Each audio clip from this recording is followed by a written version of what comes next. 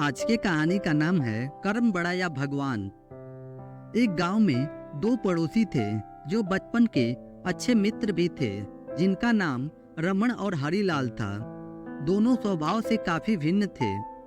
रमन बहुत धार्मिक था और भगवान को बहुत मानता था। वहीं हरिलाल कर्म में विश्वास रखने वाला बहुत मेहनती व्यक्ति था।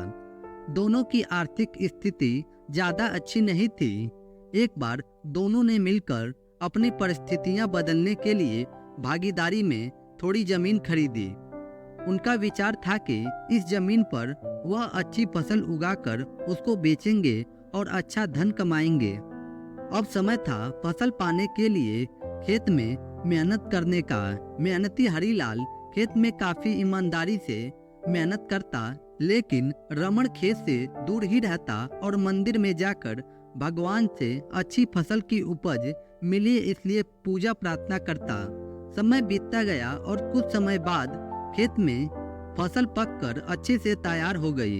इस फसल को दोनों ने व्यापारी को बेच दी, जिसके बाद उन्होंने व्यापारी से काफी पैसे मिले। अब बारी थी पैसे के बंटवारे की, तो घर आकर हरिलाल ने रमन से विनती की कि इस धन का ज्यादा हिस्सा उसे दिया जाए, क्योंकि उसी ने खेत में ज्यादा मेहनत की है। इस बात से असहमति दर्शाते हुए रमन बोला, नहीं, धन का तुमसे ज्यादा हिस्सा मुझे मिलना चाहिए, क्योंकि मैंने भगवान से काफी प्रार्थना की थी, तभी हमको इतनी अच्छी फसल हुई। मेरी भक्ति और भगवान के बिना यह संभव नहीं होता। दोनों ही अपनी अपनी बातों पर अड़े हुए थे। वह दोनों इस बात को आपस में नहीं सुलझा सके। धन के बंटवारे के लिए दोनों गांव के सरपंच के पास पहुंचे।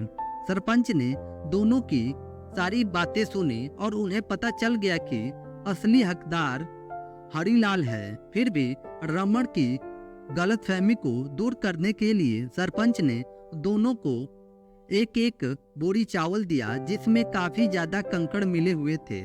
सरपंच ने दोनों से कहा कि वह कल सवेरे 7 बजे तक तुम दोनों को इसमें से चावल को कंकड़ अलग करके आने हैं।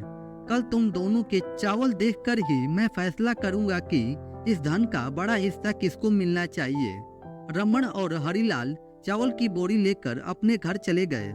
मेहनती हरिलाल ने रात भर बिना सोए चावल और कंकड़ को अलग किया, लेकिन रमन चावल की बोरी को लेकर मंदिर में गया और भगवान से चावल में से कंकड़ अलग करने की प्रार्थना करके सो गया। अगले दिन सुबह हरिलाल जितने चावल और कंकड़ अलग कर सकता था उसको लेकर जाकर सरपंच के पास गया, जिसे देखकर सरपंच खुश हुआ। रमन वैसे की वैसी बोरी को लेकर सरपंच के पास पहुंच गया। सरपंच ने रमन से कहा कि दिखाओ तुमने कितने चावल साफ किए हैं। रमन ने कहा कि मुझे अपने भगवान पर पूरा भरोसा है कि उन्होंने सारे चावल साफ कर दिए होंगे। जब उसकी चावल की बोरी को खोला गया तो उसमें चावल और कंकड़ वैसे ही थे।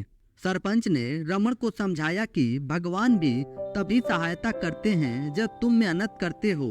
सरपंच ने धन का ज्यादा हिस्सा हरिलाल को दिया।